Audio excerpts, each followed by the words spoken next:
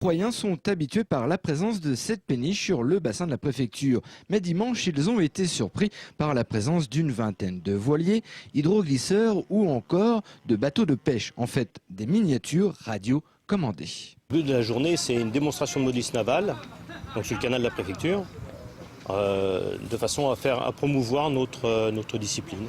Donc aujourd'hui, il y a des démonstrations bien sûr statiques pour tous les bateaux qui sont exposés.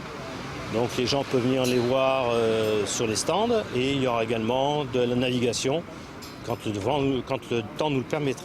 Et la météo est primordiale pour ces pilotes. Puisqu'il faut tenir compte du vent pour avancer, pour faire avancer le bateau. Donc là c'est un peu du pilotage en observant beaucoup la voile et en observant les différents comportements du bateau sur l'eau. Ce modélisme naval n'est pas réservé qu'aux adultes, mais selon ces experts, il faut tout de même une patience à toute épreuve, ce que n'a pas forcément un enfant qui rêve simplement de voir son bateau sur l'eau. Pour les enfants, c'est très bien, mais il faut commencer par des maquettes très simples. Bien souvent, les enfants se lancent dans des maquettes compliquées. Ils voient pas le bout et en fait, ils ne se rendent pas compte du temps qu'il faut passer. L'idéal, c'est d'avoir des connaissances techniques et surtout d'avoir beaucoup de patience. Il ne faut pas se dire je commence un bateau maintenant pour le voir naviguer dans 2-3 semaines. C'est des fois plusieurs années de travail. Denis qui est en train de piloter cet hydroglisseur qui peut aller jusqu'à 50 km/h à 75 ans.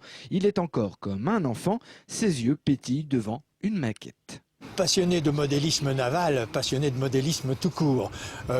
Toute ma vie, j'ai construit des maquettes de maisons, de gares pour les trains miniatures. Par la suite, j'ai eu un fils passionné par les avions. On a construit donc des maquettes d'avions. J'ai abandonné parce que ma vue baissait et je ne savais plus où était l'avion. Je suis donc passé au bateau.